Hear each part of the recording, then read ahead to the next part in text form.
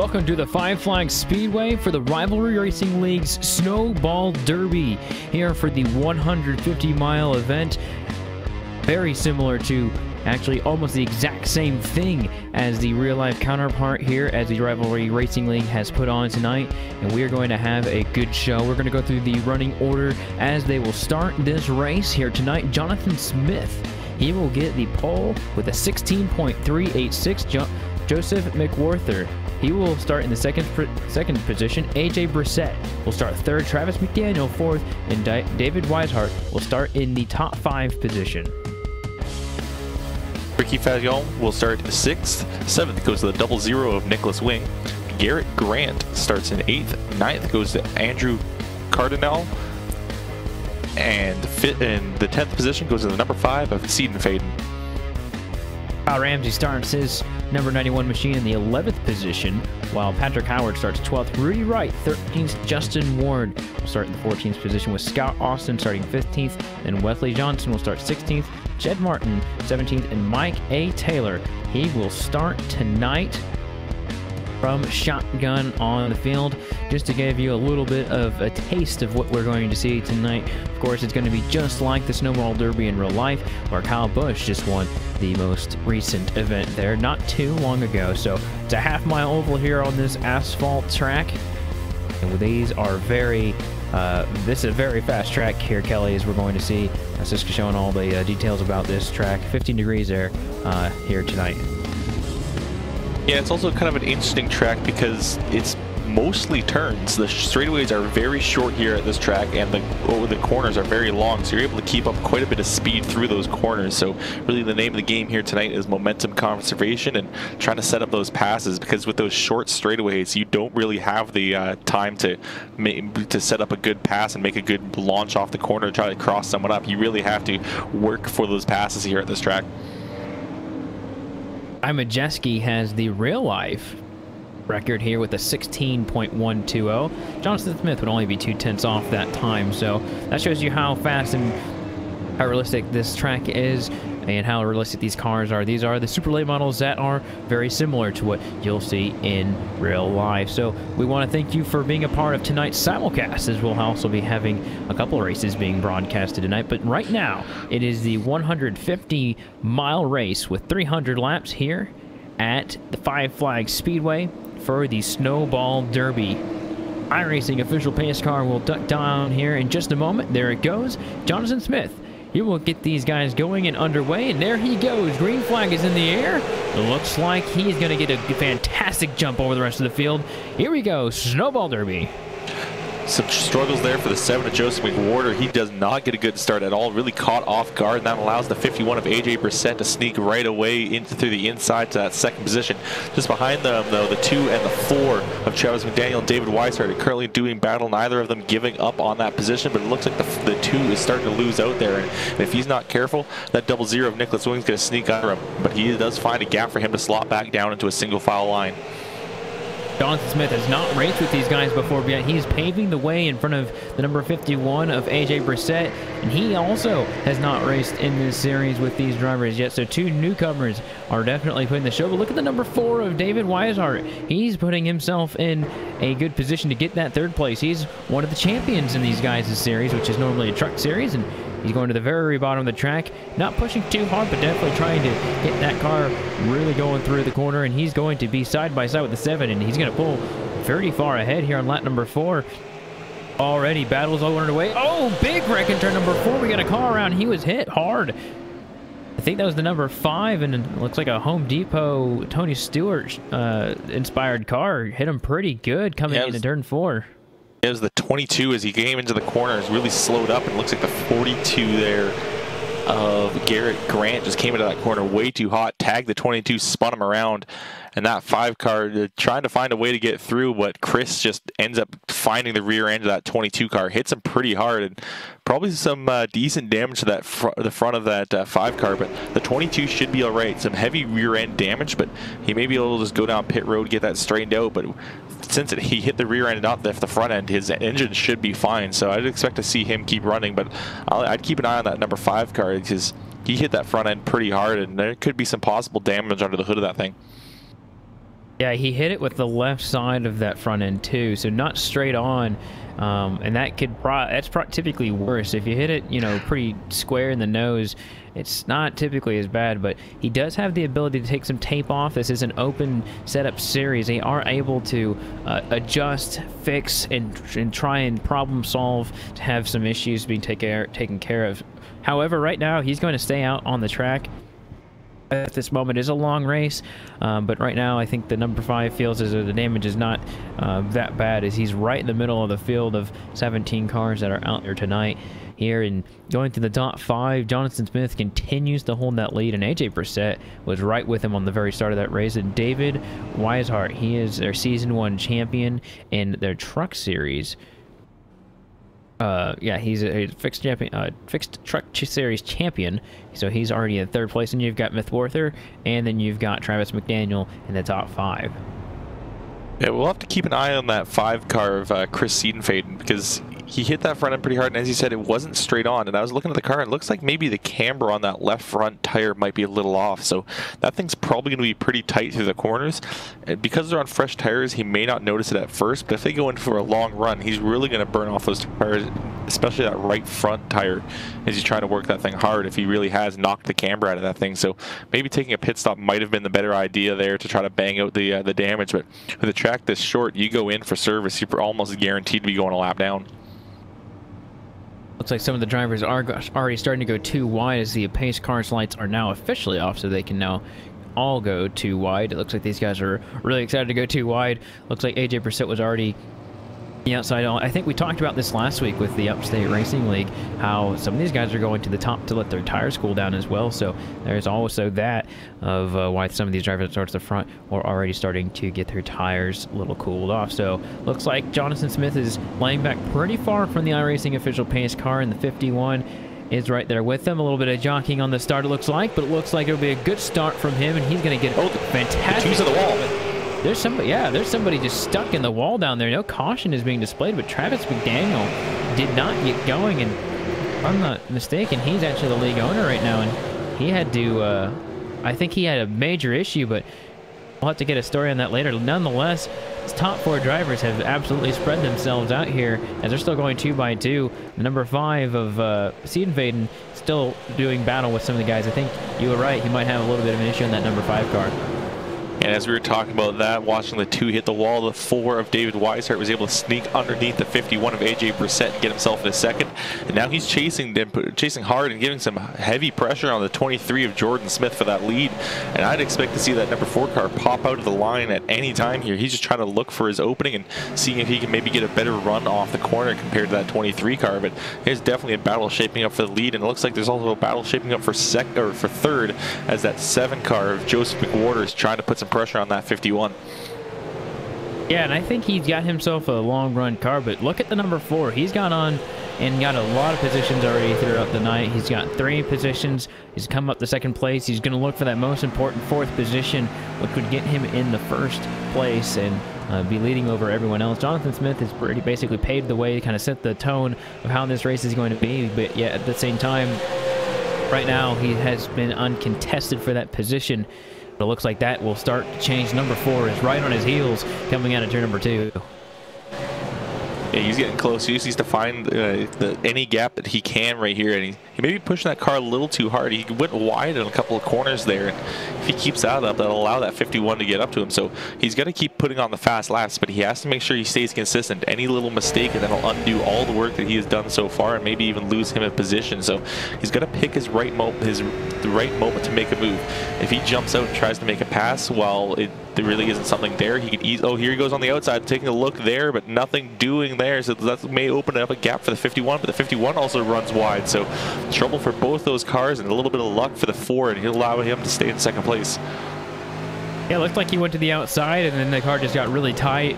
So perhaps the setup is really good in that bottom lane, but not good towards the top. And looks like he's digging for more ground at turn number 2. You can see that he hit his left side just a little bit lower than what most drivers are comfortable doing. And I think a lot of drivers are doing that, especially turns forward. You can kind of get away with it on newer tires. And we've only ran, I think, about 14 green flag laps. I think we've had about 5 laps of caution. And realistically, the 4 is not really gaining on the 23 anymore.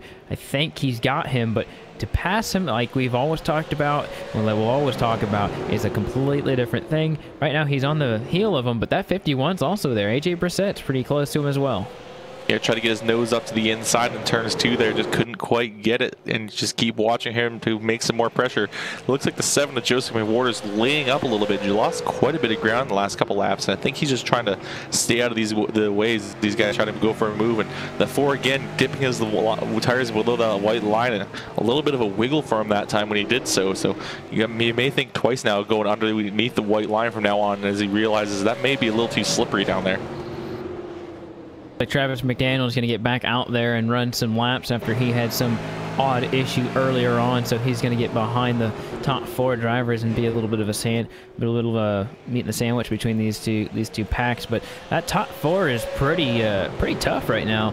They're definitely together. They're definitely moving close. But look at Jonathan Smith start to really pull away from the 4, and the 4 start to get back into the clutches of the 51. But there's going to be a caution on the field. Looks like there's a driver around in turn number 3.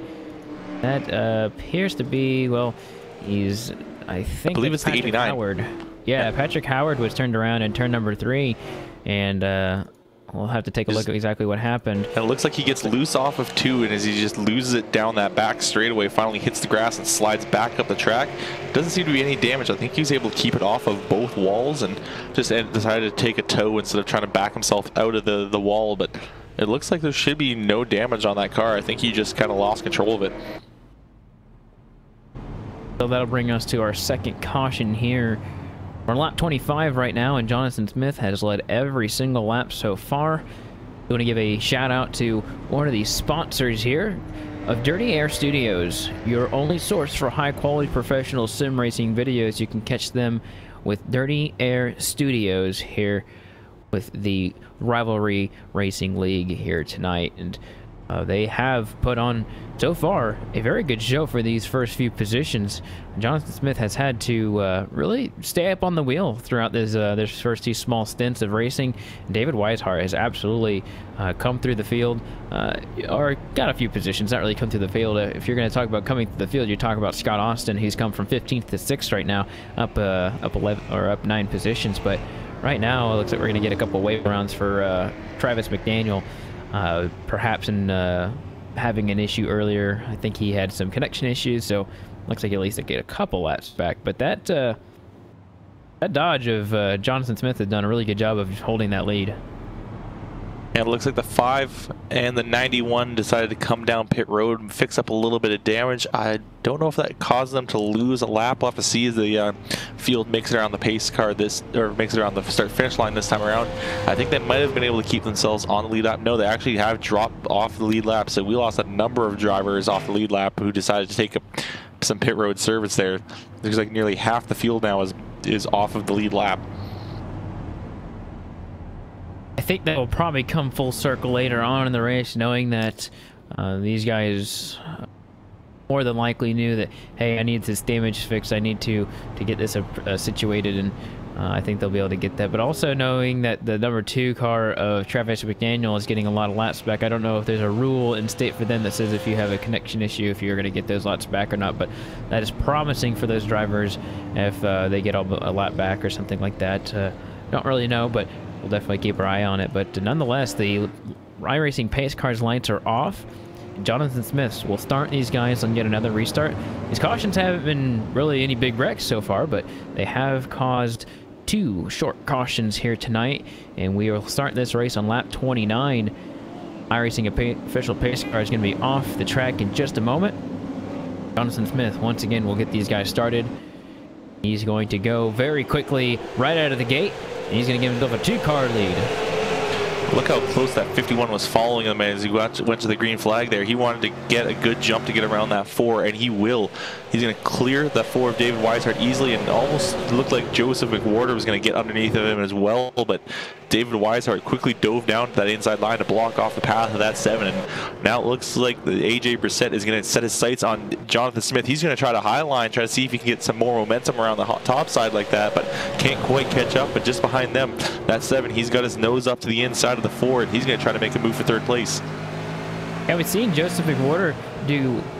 He's been there basically the whole time. He started 2nd and has been in the top 3, top 4 this entire race, and now he's got the job done in a very good fashion. He definitely got around that 4 car very easily right there, and I think if he's got something, he's showing it right now. He's definitely got some speed under that machine, and going to try and catch number 51, and that number 51's not slouching over right now either. He's going to try and get the number 23 here as they go down the back straightaway. Just want to go through the field a little bit. Scott Austin, we talked about him being one of our biggest movers. He just got that 10th position of or 10th position from where he started. He started 15th. He's now in 5th. He's going to start catching these guys in this top 5 pack. And he's also got Garrett Grant behind him, who's now in his own little zone, and Ricky Fajon, he's also going to be kind of in his own little zone too. But the battles are up front. This is where all the action is, and it's very close between these first few drivers.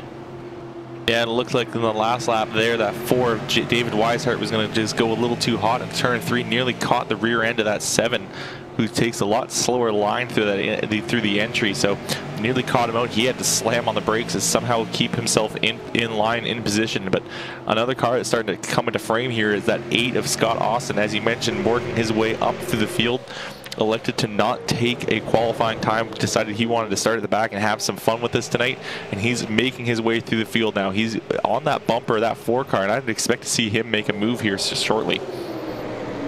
That Austin Improvements Chevrolet is doing some work on the field, but he's got to get around the number 4 of David Weishart, who's seeming to kind of falter on this restart. I think with him, he's been good on some, not so good on others, and currently sits in the not so good category, but we'll have to see how these drivers do in a fair and a long run, because we haven't really seen them do that. Although it seems that we've got the number 23's got the car that's good for both. He gets a great restart, but just about every time he loses it a little bit to the drivers behind him, but realistically they can't do much about it. They've yet to really get to his bumper very quickly, but when they do, he just pulls away from them. So did notice that the number 7 and Joseph McWhorter did touch the outside wall on the front straightaway that time. So these cars are going to start getting a little tight as these runs go on. A lot of these guys up there towards the front, they have not got tires yet. Austin might have, but I know those front 4 definitely have not. And Austin is definitely pushing that car quite a bit. He's going through the corner and really sliding those right sides. So I don't know how long Austin can hold on to those tires in that car at the rate he's going. It looks like everyone's starting to struggle with the grip in these corners now, as these cars are just starting to wiggle and slide a little bit, and those tires are getting worn off. So I'd expect the next time that yellow flag flies, they'll definitely come down for some fuel and tires, and it's definitely hurting the 4 of David Weishart. He's fallen way off the field. That 8 car of Scott Austin is trying to find a way around him so he can keep himself in that battle for the lead, but I think he's also struggling with some grip now. So those guys at the back of that group are really just searching for any little bit that they can find at the moment, but it's starting to struggle for them, and really it's shaping up to just be a 2-car battle for the lead. Is also the 7 of Joseph McWhorter starting to fall off a little bit. A lot of these drivers have some really good short run speed, but this long run speed apparently is going to the number 23 of Jonathan Smith and AJ Brissett. Those 2 drivers are doing a really good job of making this longer run really matter, and the 51 is absolutely diving it down to the bottom. He's getting closer to the 23 of Jonathan Smith here in turns number 2, and he might have something for him. You can see the difference between their approach and the corners. The 23 dives it into the corner. The 51's a little bit easier on it. He's able to have more power on the corner, or on the exit of the corner, I should say. Yeah, he knows that a caution could fly at any time as people start to lose grip and these cars become harder to drive. So he wants to get that lead before that caution comes out, so he doesn't have to worry about Jonathan jumping that start again. So we'll have to see if he can try to make a move. He's diving once again to the inside, just can't quite find that line. Gets right up to the bumper through the middle of the corner, but needs to find that exit speed. But again, this track's so difficult to pass at because the straightaways are just so short. Does not give you enough time to really put yourself in a good position. So he's going to have to try to see if he can find a better line through the corner to keep up the speed. And look at him dive all the way down once again. That's definitely going to be working hard on those tires, but it's really working for him. It's keeping him up close to that 23. 23 went a little higher in that corner, but just did not have it. And to tell you the rate of the fall off that is happening, and I think the 51 is getting his chance here pretty soon. The 23 is climbing up the track here in the middle of the corner, but the leaders are running 17 1s and 17 2s, and their qualifying laps were in the low 16 seconds, like 16 3s and 16 4s. So these guys are getting close to a second of a fall off on the tires, and definitely starting to show. Some guys are even slower than that throughout the field. And realistically, looking at the battles on track, it looks like we did just have a battle for, looks like 8th place. The number 00 of Nicholas Wing is actually looking to get another one. He's trying to work on the 20 here on the front straightaway. Is also the battle for the lead is also just as good. Yeah, and those two guys up front have really just taken off from the rest of this pack, because they've now Joseph McWard is now over half a second behind them, 0.6 on that last lap, even higher now, going up to about 0.8 now between the 51 and the 7, and the 51 is just under 0.2 behind the bumper of that 23 car. So those two leaders really just have the outright speed and the lasting power around here, and look at him get right up to the bumper in the corner. So that 51 has got some speed, just needs to find a way to, needs to find that gap that he can take to get around the 23. I'm looking at the 00 Nicholas Wing. He actually did just get around the number 20 of Ricky Fajon right out of the turn 3 corner and into 4, and it was a really good executed pass. Oh, he slid. A couple. Yeah, see that right there. As he came off of 4, just got on the power a little too hard and nearly lost that car. Some good wheel work to keep it in the point in the right direction, but that was definitely a scary moment for him. Yeah, these cars are getting a lot harder to handle, and looking at the leaders right now, they're trying to navigate around lap traffic, getting around the number 53. It looks like, I think that's the number 53. Yeah, it's really right, and it's becoming a slight problem for these guys. But the 7, look at him. He's coming back into the picture right here. Joseph McWhorter. Oh, we got a turn. Oh, number 4. He's gonna be around. That's David Weishart. We talked about him earlier. He got really hit hard in the corner. Don't know how he got spun around before turn number 1, but he was. So that's gonna bring out our 3rd caution of the night. And God, Austin tagged him as well after he spun. Looks like he's coming off the corner. He just spun the tires a little bit and wiggled the wheel back and forth, put himself into a bit of an oscillation, which caused the weight to just shift back and forth, and eventually just tank slapped underneath of him and slid towards the wall. And when that happened, the 8 came along and just slammed into him pretty hard. I will tell you what, Austin did a good job of slowing down. He went from 120 miles an hour all the way down to 50 miles an hour between the start-finish line and hitting him. So the damage is definitely minimalized, but it is still very much there. So he's coming down pit road as the other leaders are coming down as well. The 751, and it looks like the 23, your leader, is also coming down pit road as well for service. So we'll see how these pit stops are. Definitely, this is an important aspect of racing, the fact that to make sure that you get the best pit stop possible, and if you have any kind of strategy with pit side, you got to try it. And looks like the 82 is going to be getting out of his box, and who's going to be next? Austin's leaving his box. It looks like it's going to be as they run from the start, at least for the first 2. Looks like Jonathan Smith and AJ Brissett, they will get the first 2 positions, and Mike Taylor, I have to see if he did any kind of strategy or whether he was just able to get out before. And then you've got the number 20, the number 8 of Scott Austin also. He is going to be out there still. He still has a lot of damage, but I don't think you need aerodynamics at a track like this. No, you really don't, but there is something more than aerodynamics going on with that body there. There's really the cooling as well. So if he's damaged up that front end, which he has, he hit that front end pretty hard, and it's really crinkled up, which may close off that air intake a little bit. So that could cause that engine to overheat, and there could also be some damage to the engine itself, which is definitely going to be an even bigger problem, because if it's overheating a little bit, you can just come down pit road, take some tape off, maybe take a hammer to it, no problem. If you actually damage that engine, it's just a matter of time before it blows, or maybe you're just down on power for the rest of the night. And like I said earlier, if these guys have anything to try differently, they need to do it, as in taking some tape off, or trying just a different approach into the corner. That way you don't begin to overheat your engine. You'll start to see it, but you'll never know when the engine decides to go, which is definitely something you just don't want to happen. So from earlier, we said that some drivers will be able to get their laps back. Garrett Grant gets his lap back as being the first car a lap down and between the leader and the pace car. So he's going to get his lap back, and we will go double file, and Jonathan Smith will regain the lead once again. I don't know if he actually lost it. I think he still led just about every lap here tonight. So once again, we will get another restart, third restart on the night after our third caution. iRacing pace car is down. Jonathan Smith will get the American Ethanol green flag in just a moment. And he's gone. AJ Brissett was with him right for a second. I think he might have slightly missed a shift. So he's not going to be side by side with him in the corner as they go single file for the first three positions. And at 82 of Mike Taylor is still there.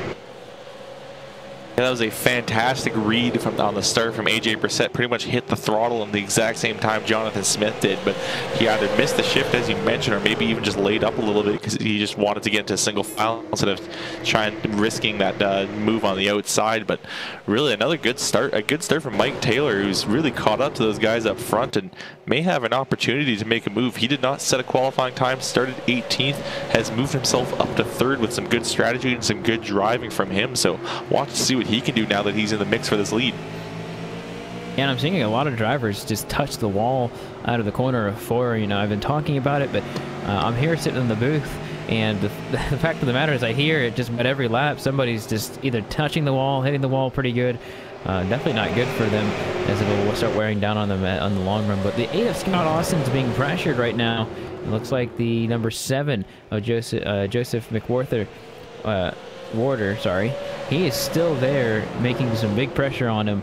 I think Austin's kind of put it in high gear now as he starts to catch the 82, but I think they might have some slight damage. I don't think he's got the top end speed that he have, which you did say that earlier, that he may have that problem. Looks like when he comes out of the corner, he just does not have the bite. He does not have the aggression of someone who really wants to get out of the corner. You can definitely tell. Look at the 82. He's long gone. He's problems for the 8. He wiggles off of turns 2, and that's going to allow the 7 to actually get up underneath him. So just so you're saying he's got some damage, and he's definitely not, there's something not right with that car. He really struggled off of turn 2 there, and that opened up the gap for the 7. And actually the 8's going to maybe cross up the 7 after trying to let him go. So Scott Austin not wanting to give up just yet, even though he's got a heavily damaged car. That was a good effort by him, but he's not going to be able to make it stick. And that battle for the lead is also getting pretty heated as well. And 82 is right there with these guys. He's right there. He started, like you said, from the last position of the starting grid. So he's gone from the back almost to the very front, back of where you want to be. And at lap 68, getting close to the 1/3 mark here. That driver really is looking for a lot, as we really haven't talked about him all day. Number 82 is last season's Daytona winner in their truck series, so definitely is a big staple for them, as we all know in racing. And so right now he's right on the heels of the 51. Just no move to make. We haven't seen a big move for the race lead or any position in the top 3, really. If it's happened, it's typically been off a mistake or just kind of a matter of circumstances. We haven't seen a big push for these first couple positions. The 51 sometimes gets a bit of a run on that leader, but just never has that opportunity to make the pass. He decides to back off before the next corner, which is kind of just a bit of a side effect to these short straightaways here. Like as I've mentioned tonight, you get the run, you have to immediately make your decision to move. You don't have like 10 seconds as you're going down this long back stretch as you're trying to figure out, okay, am I going to go left, am I going to go right? Oh, it sounded like a car really hit the wall there as they went around turn 4, as you were mentioning. Everyone's kind of tagging it, but as I mentioned, that short straightaways, if he's got that the run next time, he just has to make a decision and just think about it. Just go, okay, I've got the run, I'm going to just go dive to the inside. I think the 7 car is the one that is apparent is kind of what it sounds to me hitting it. Oh, he's gonna almost tag the 82 right here. He almost got into him right there, almost hit him pretty hard, but he's got to be careful. He's got a slight connection issue, and that could mean the end of somebody's day if he's not careful. But he's got the inside right there, and he's going to go down deep into the corner, and the 82 is going to go very high. This should be an easy pass for him, as those front 2 have absolutely just gone away from the field, and there must be a problem on the 82 machine because he was right there with these guys, and no, he's not. Yeah, I was watching him a little bit on he was just kind of the edge of my frame as I was watching the leaders go around it. The last lap before he encountered those problems, his car just looked like he was driving on ice. He was wiggling all over the place. The back end was just wanted to go around on him. So he's definitely got some problems there. He's trying to make a move around the 8 now. Who we know that number 8 car's got damage. Look at the 82 again, big slide off of turn 4. So there he is worn off those tires. He have it, maybe not even worn them off, just overheated them. He's got no grip underneath of him, and he's sliding all over the place. So the 82 is going to be one to watch as he's going to just wheel that car for the next little while, and he's got to find a way to cool off those tires. And that 7 car is hitting the outside wall a couple times. You can see that right front is pretty, that fender is pretty open now, and that can allow a little bit more of air to get to it a little bit as the night goes on, but I don't think it's optimal for him as he once again just barely touches the wall. And maybe it's him not touching it with the connection. It might just have like a small little bit of a just like a little iRacingism going through the front straightaway. But those front two are still at it. AJ Brissett, Jonathan Smith making it a good show right now between those two guys. Still, those two really just as close as you really can and should be if you're not actually battling side by side. And there's something to be said for the folk of Jonathan Smith. He has got the 51 filling up his rear view mirror, and he's got to see just on his relative screen just how close that 51 car is, and he's not faltered at all. Not a single waver from him. He's just kept on his line, kept hitting his mark, kept putting down consistent lap times, and he knows I don't have to do anything.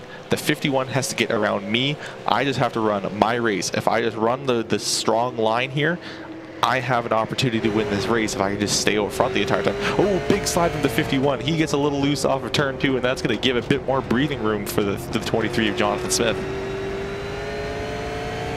Big wiggle from him, and that just kind of the damper on that battle for the lead, really. The fact that those drivers in particular are pretty spread out. That's the first time we've seen that, and kind of gives us an opportunity to kind of look throughout the field and see where everybody's at. Looks like 8 drivers currently on the lead lap, and next driver outside the top 5 is all the way 8.5 seconds back. Ricky Fajone, he is leading these guys that are slightly off the pace. It looks like the 22 is going to try and go around. He is a lap down, trying to get his lap back. It'll be pretty difficult at this rate, but he's still trying to do it. And the number 42 of Garrett Grant trying to make sure he gets his car as far up the track as possible, trying to make sure he gets. But he's got a lot of drivers, a lot of different setups throughout the field, and start to look throughout the field. Those front two have absolutely got it down. And AJ Brissett, he's right back to the back bumper of the number 23 of Jonathan Smith.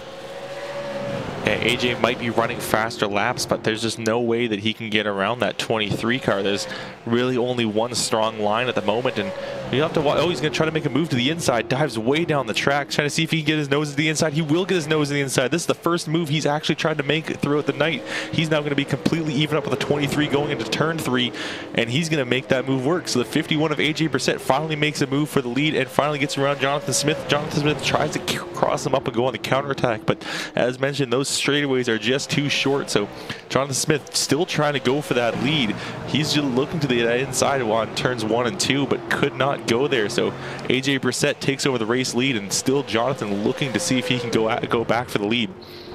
The hunter becomes the hunted here as the number 51 finally gets the lead, as he's been there all along and he's not getting away. Smith is right there, and you're seeing the difference. He really has a lot of power off the corner, but like you said, these are short straightaways. But by the time he actually gets enough speed and musters enough pace to, you know, kind of get under him, it's just not enough to get to him in turn 1. The 51 did an excellent job of just seeing that the 23 was not as quick as he could have been, and it was slightly at the track, so he decided, you know, I really want the lead. I want it now, and I want to get it before the 1/3 mark. He got it. He just went up down the bottom of the track, and the 23, there's just not a lot of grip at the bottom of the track, or where he was at the top. So there you go. Exchange of lead. 23 is a little out of this race, and I think the 51 decided, you know, it's time to share a little bit.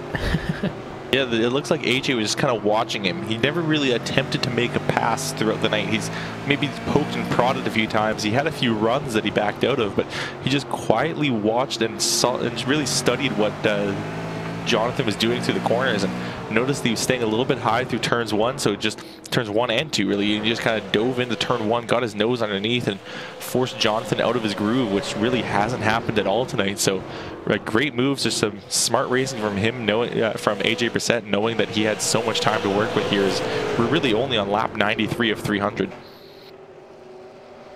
Give an update on where the number 4 of David Whitehart, who was in the top 5 when he spun out. He is in the 9th place position, 1 lap down, so precaution would come out. He could be the first driver to receive the lucky dog. Where he is in comparison to the leaders, he's about half a lap behind.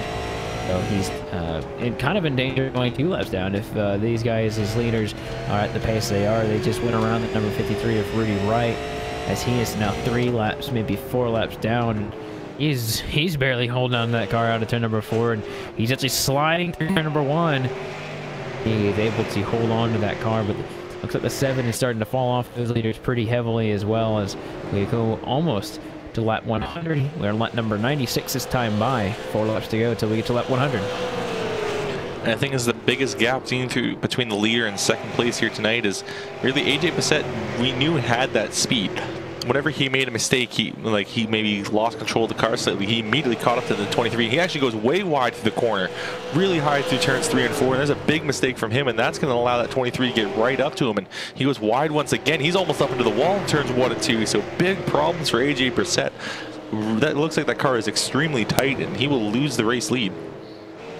Jonathan Smith gets the lead, and now as these steps start to wear down, these tires start to wear off, where does your setup really lie? And I think 51's always kind of been a little loose throughout the corners, but we did not. I don't think I expected to see that happen again. And you're seeing a lot of the lap cars that they are coming to, they're catching, are very loose as well. Looks like they're going to catch the number 20, number 33 of Dustin Ward. He's been losing. He's actually almost losing in front of our leaders right here. He's going to go high and let them go by as he knows his car. Oh, he's in the wall actually, so he's definitely trying to get out of the way. Looks like they're also having some fights in front of the leaders as well. Looks like the number 00 of Nicholas Wing, he actually got in contact with Ched Martin there and lost a little ground. So these leaders are going to have to really watch out for these lap cars.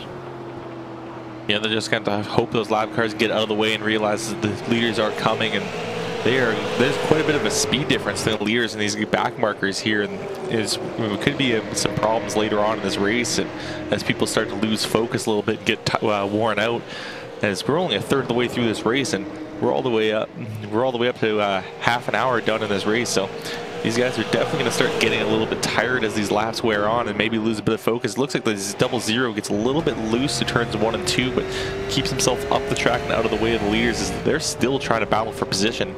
And it looks like AJ Brissett really wants that lead back after getting a little bit of a taste of it.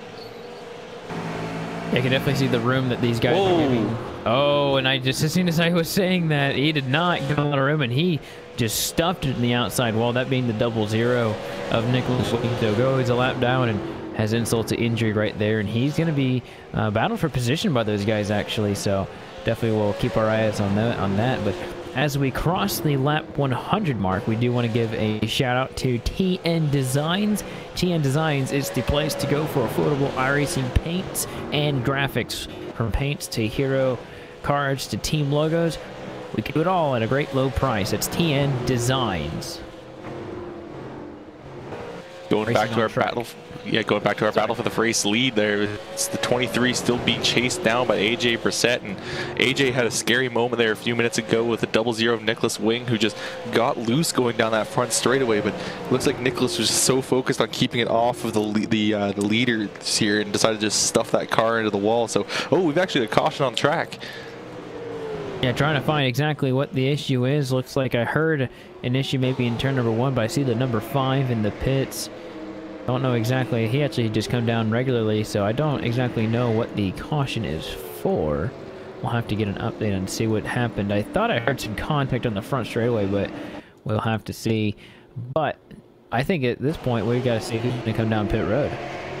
Well, it looks like it was again Nicholas Wing here. He just kind of loses it down that front straightaway, wiggles a bit and spins that car around, hitting the inside wall of turn number 1. So there definitely was some problems on that 00 car. I think his tires were completely worn out underneath him, and it was just a matter of time before he lost control of that car. cars coming down pit road and being led by the number 23 of Jonathan Smith. These top 3 cars, they will kind of mosey their way on down, not at a fast pace. The pit speed here is easily 35 miles an hour. That's what you do in your local town. So they're going to be getting the right sides up and left sides. Everyone's taking 4 tires here tonight, and with the aid of Scott Austin, he's going to get out of his box and if he can get any positions before these guys are out. And yes, he does, and I don't think he got the lead, but he was going to be very close to getting that lead away. Yeah, it looks like he's going to have to give that back. So as we roll under the caution, we do want to take a quick commercial break, catch our breath, and we'll be back here on LSRTV, your home for sim racing, here for the Rivalry Racing Snowball Derby.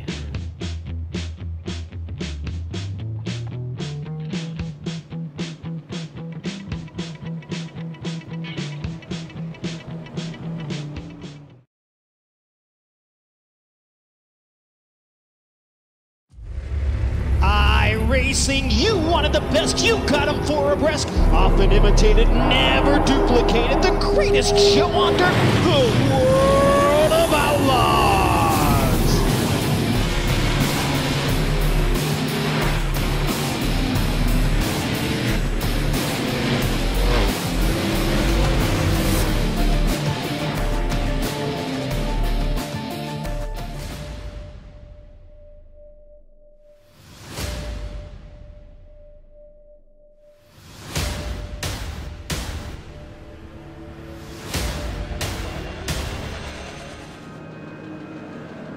Welcome back to the Five Flag Speedway for the Rivalry Racing Snowball Derby. Jonathan Smith is about to get the green flag here for the 4th time tonight. He's gone. Green flag is in the air on lap number 111. Number 8 of Scott Austin tried to prepare for that one, but was not able to, and he's got himself back up there towards the front. Has damage, but nonetheless, he's up there trying to make things happen. He's got himself a fast machine, and he's all over the back bumper of the 23 of Jonathan Smith coming out of turn number 4. I think he might have taken his fast repair, which they do have one of here tonight. So he looks like he does have a clean car once more. So he really does have the opportunity to take the battle to that 23 and get himself back into this mix for the lead. We saw him running up front earlier before he got unfortunately involved in one of these incidents early on. But he's kept himself on the lead lap, got himself a clean car once more. He's right up under the bumper of the 23.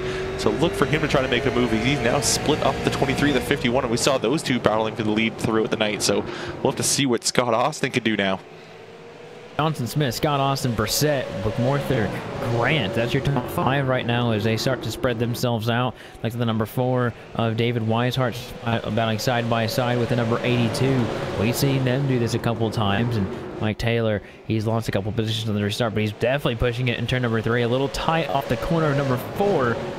He's still side by side for that position. That top side is kind of coming in a little bit here after 110 laps already in the books here tonight. Yeah, they started with only 20% for track usage there, so the track was clean. There's a little bit of grip on that bottom side, and now that bottom line is really starting to rubber in, and a little bit of an error on the entry of turn 1 there for that 8 car. That's going to allow for the 51 to close up the gap. Brissett's going to try to look for a gap here, and he looked a couple laps ago trying to dive to the inside of turn number 1, but Scott Austin shut the door, and really it's starting to allow Jonathan Smith to really walk away a little bit here, because as the 8 and 51 are really focused on each other, he's just kind of running his own little line and starting to open up a bit of a gap. Those top 3 drivers right there are definitely making themselves a little bit farther away from everybody else. The 7 of Justin McMorther once again all by himself. Right now, these top 3 drivers are trying to spread themselves up, but they're also trying to fight for positions. Top 3 are all for grabs, and then you look outside the top 5, still battles all over the place. Mike Taylor still trying to get ground also as well, but these top 3 guys are just the class of the field right now. Brissett makes the move to the outside, and he's going to get around that 8 there. Actually, not quite. The 8 chops him off a little bit, and they're going to go even up down the front straightaway. 51 trying to see if he can make that outside line work. We haven't really seen anyone try the outside line. Everyone's made the move to the inside, and looks like the inside still has a bit of an advantage as Scott Austin gets a nose off the corner there. And as these two battle, Jonathan Smith runs away, and they're still even up a little bit of an advantage to the 51 that time, trying to find the grip on the outside. We've got a caution now. We'll have to see which one of those two got the position, but we'll have to look around the track to see where this caution. It looks like it's the 22. Andrew Cardinal, it looks like Rudy Wright. Both those drivers involved in heavy damage for both of them. They come off turn number 4. It looks like the 22 was already out of shape, and he just collects him as they go into turn number 1 and almost through it with number 53. He was so close to getting through it, but whenever he got to the wreck and just barely nudged the 22, it sent that car straight to the right. And a really unfortunate event for him as he was already a couple laps down, which will not be it will not be easy for him to get all of that back. And yeah, straight on to the outside wall. I'm surprised that car was actually able to make it to the pits. Yeah, there was some heavy damage to both of those guys, and luckily, as I mentioned, they do have one fast repair here tonight, so we'll have to wonder if any of those guys had used it. If not, they'll still have the opportunity to use it this time and keep themselves in this race. But that's definitely some, especially to the 22. His car was really banged up, and I don't think he really could be fixed just by hammers down there. I think he really needs to use that fast repair if he still has it. Pretty right, does use the fast repair, and then number 53 driver is a regular league member in this series, so these guys definitely have raced around number 53 quite a bit. Just kind of giving you a little bit of a heads up of what all these drivers are kind of placed in this league, and got a couple new guys that are coming out for the Derby, and a lot of guys regulars around the area. And we talked about TN Designs, the number 22 of Andrew Cardinal. He was actually the driver in that last wreck, but he is the owner of TN Designs. Whenever I was talking about that earlier, you know who to talk to whenever it comes to that. And whenever we go throughout this field, there's a good mix of just about everybody. The number 8 of Scott Austin, I don't have any information on him, so he must have registered late for this race, but nonetheless, he's definitely showing that he's got something. I think on the short run, he just does not have enough. But with that long run setup, I think he's got something for these guys as it rolls on. The iRacing pace cars lights are still on, but they are getting double filed here in preparation to get ready to go racing. Yeah, they're just excited to get going, and they know that once the lights do go out, they still are doing these laps in 40 seconds, so they still don't have too much time to get themselves all sorted up. So they get themselves pretty much in position before the lights go out, and the lights will hopefully go out on the pace car this time around, and we'll be able to get ourselves back underway. And it looks like everyone is double file and we're ready to get back to green. Lights are off the pace car, and number 23 once again done it all night long. He will attempt to get another great start over these guys, and thing is he gets a great lead almost every single time, but isn't able to really pull away. If that changes this time by, as iRacing official pace car has come down pit road. Looks like Jonathan Smith is gone once again. Great jump by him, and 51 is trying to come along with, but he's going to have to stay on the outside lane. The 8 of Scott Austin, he's able to really get a good jump, but as those two fighting, this is the jump the 23 needed, because he needed the guys to fight behind him. So 23's got himself a great lead as they're battling side by side for second. Yeah, neither one of them wanted to give up that position. Both of them want to go for that race lead, and looks like the 51 will finally back out. He's going to slot himself into third, trying to see if he can get himself to the inside maybe next time, and just kind of realizes that outside line maybe even with the inside, but it's not enough to try to make a pass. So he noticed the 23 of Jonathan Smith was just starting to walk away from them, so slots himself back in the line. Hopefully those two will be able to work together now for a little bit, catch back up to the leader, and then they'll probably go after it once more. Gathering it up, but Austin, he gets the position on the 51 of AJ Brissett, and those two, they went at it for a while, and I think you just have to hold your cards close to you every once in a while and just know that you've got a long race ahead of you. We're almost at the halfway mark, about 20 laps, a little sub 20 laps to the halfway point, but same time, Jonathan Smith gets such a great lead. He had a good lead, but now these guys are kind of catching him a little bit. He had over a half-second lead, and right now the number 8 of Scott Austin is starting to actually catch him a little bit. Here comes the 51. He's back at him. He's on the bottom of the track going for second place. Yeah, had a great run off of 4, dived immediately to that inside line, wanted to try to work the inside instead of the outside this time, and he may get clear. He will get clear just before turn number 3, so good driving for that 51, and now maybe a counterattack from the 8. He's going to cross him up, pull up the crossover, get his nose in just enough to force that 51 to stay to the outside line, so a good counterattack from Scott Austin, and he's going to go completely even now with AJ Brissett. AJ's going to get his nose out ahead through turns 3, but still not quite clear enough to dive down to the inside, so the Scott Austin holding on, but AJ starting to see if he can make that outside line work, and he nearly had it work on that last lap. This is what Jonathan Smith really wants to see, is these guys doing battle. They're having a great battle for second. Oh, they tagged each other. Oh, he's got him, and they're able to keep it up, and everyone behind him slowed down. The 8 and the 51 have contact, and unsure if they're exactly pleased about what happened, but the 51's going to regather it. The 8 loses the position, and the 7 is going to also be right there to kind of be on the wings of it. And looks like those two are going to continue to do battle. Looks like they are at least cordial at the moment about the issue. But they're over a second and a half behind Jonathan Smith, which is a very, very long time between those two. And I think this is where we start to see, if any driver has a long run, this is what it's going to be the difference, you know, between those last few runs. We had a long run, but we didn't see the distance. We saw the 51 and the 23 battle so much, and now the 8's lost positioning, and we'll just have to see how much long run speed that 51 has, as we've got some good battles behind them. They may not be for position. Looks like the 82 is battling the number 2 here. Actually, that is for position. The number 2 of Travis McDaniel's back on the lead lap, and he just got around the number 82 for position. Still showing here that he might still be a lap down, but he is showing some great speed. I think he might have taken a faster pair, and now he's flying his way up through the field. I think he's trying to find himself. Oh, he actually gives a little bit of pressure to the 33, and the 33 nearly lost it. He pretty much drifted all of turns 1 and 2, so big slide from that 33 car, and really once you slide the car once, it's really likely you're going to slide it again because you overheat those tires, and it just causes them to lose so much grip. So it feels like they're much more worn out than they may actually be, so we'll have to keep an eye on the 33, see if he's going to keep the grip there. And going back towards talking about the lead here, that gap is starting to close. It was 1.3, I think even 1, or it was 1.5, maybe 1.6 seconds a few laps ago.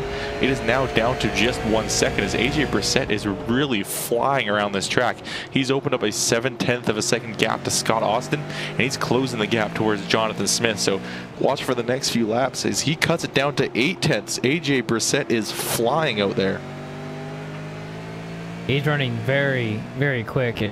Jonathan Smith is running some 17-1s and 17-2s, and he's basically what he's done all day.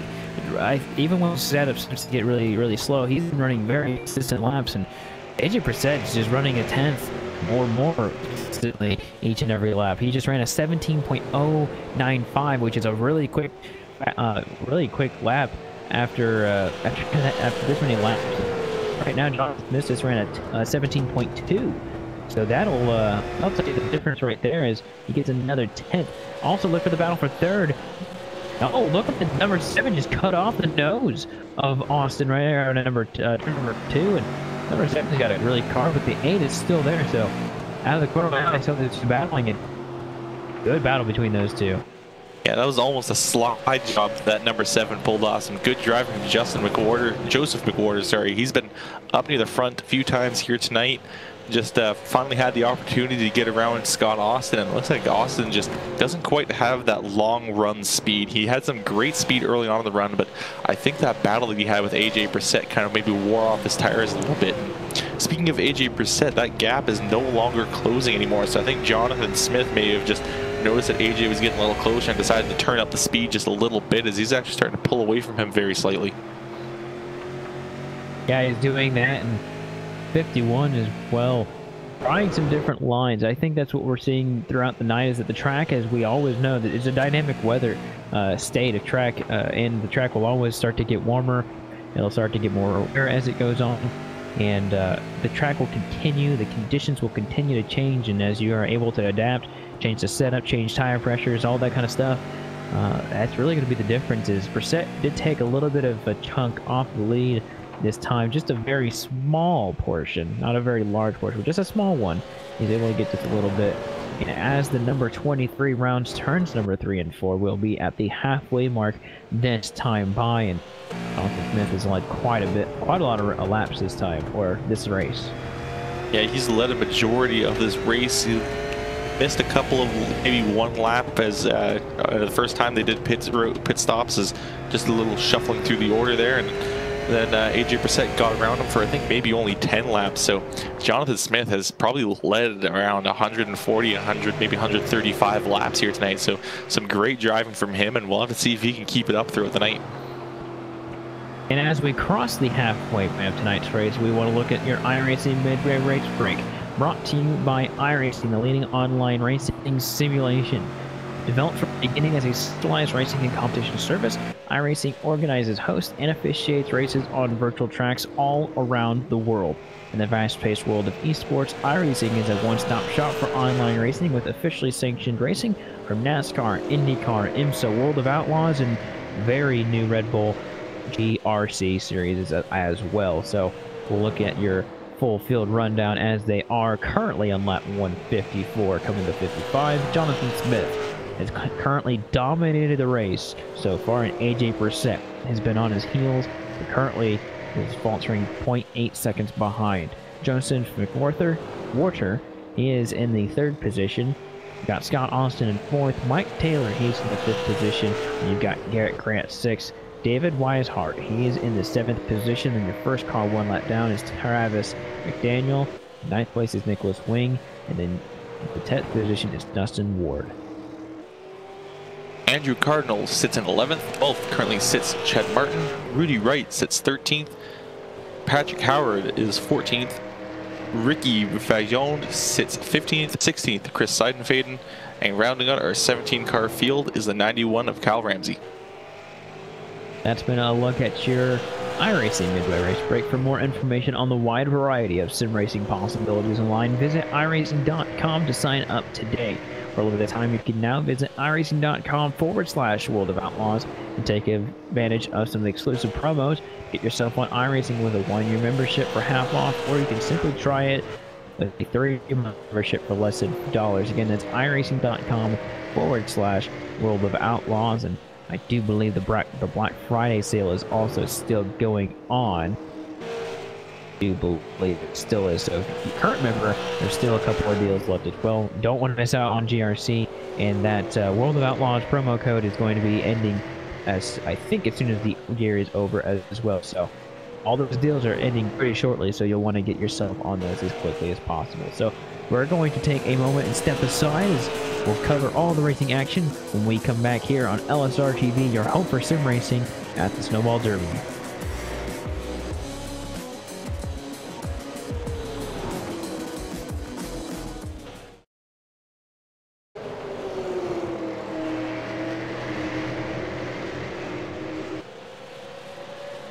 Welcome back live to Five Flag Speedway. We thank you for sticking with us right here as we are back green flag racing. We've had 1 caution, but no lead changes as Jonathan Smith still dominates this race, but AJ Brissett is right back up to his heels, and Travis McDaniel has come up through the field after having an issue earlier on, going multiple laps down. He is sitting in 3rd in a very good position now to take lead. Gallup, we're back live, and we're almost at 200 laps into this thing. Yeah, and keep an eye on Travis McDaniel. He does have a little bit of damage to that right side. Actually, quite a bit of damage to that right side. That thing is banged up. Half of that right front tire is exposed. He's getting a little on and off the throttle going down the back straight, but he is still able to keep up with these guys. So he's really pushing that car hard, holding on to whatever he has left of that thing. And he's actually got himself into that mix for the lead as they really bunch up through turn 3. And he actually tags the wall and gets a little bit loose. A little bit of an issue for the number 2 machine. Does get a little loose, and he's going to have to get all that ground he got earlier back up, and that also gives a little bit of pressure off the 51, but the 23 had also just split away just a little bit, so Your top 9 is now back on the lead lap, so a couple cars have gotten themselves back on the lead lap since our little blackout there for a little bit. But Jonathan Smith has nothing's changed with him and AJ Brissett. Those two have just been there the entire time. Nothing has changed between those two. And Travis McDaniel, he's kind of been the first guy to break the mold right now, break this. And right now, Scott Austin is doing a great job of just getting himself back up to the field as well. Yeah, he's really recovered well after getting some damage earlier and being involved in a few incidents, and he's starting to really close that gap. But at the moment, AJ Brissett nearly bumping into the rear end of Jonathan Smith, so really evenly matched battle between these two guys. And AJ Brissett's got to be careful because Travis McDaniel in that number 2 car, he's knocking at that door.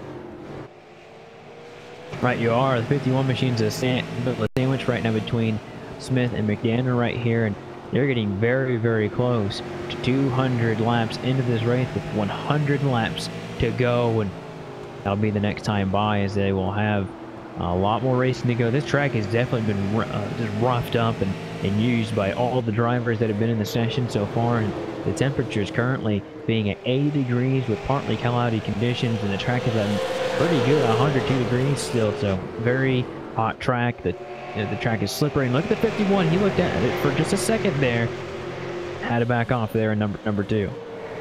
Yeah, it looked like the 23 just got a little bit wide in the corner, and it looks like AJ tried to make a move up the inside, but just wasn't quite enough room between him and Jonathan just kind of slammed that door shut. Look at the 2 getting way down there, actually dropping a couple tires below the white line. Travis McDaniel just trying to find that gap to get around the 51. He wants to have his own opportunity to try to chase down Jonathan Smith. We are under the 100 lap to go mark, and it starts to wind down ever so much. Each lap starts to tick down, and each time the intensity gets really a lot higher for these top three drivers. And Scott Austin is kind of there, but at the same time, he's just not up there in order to make a stance at this point. He's there in case something happens, but right now, at least at this point, kind of just, he's got a good view of this battle, but I think that's about it.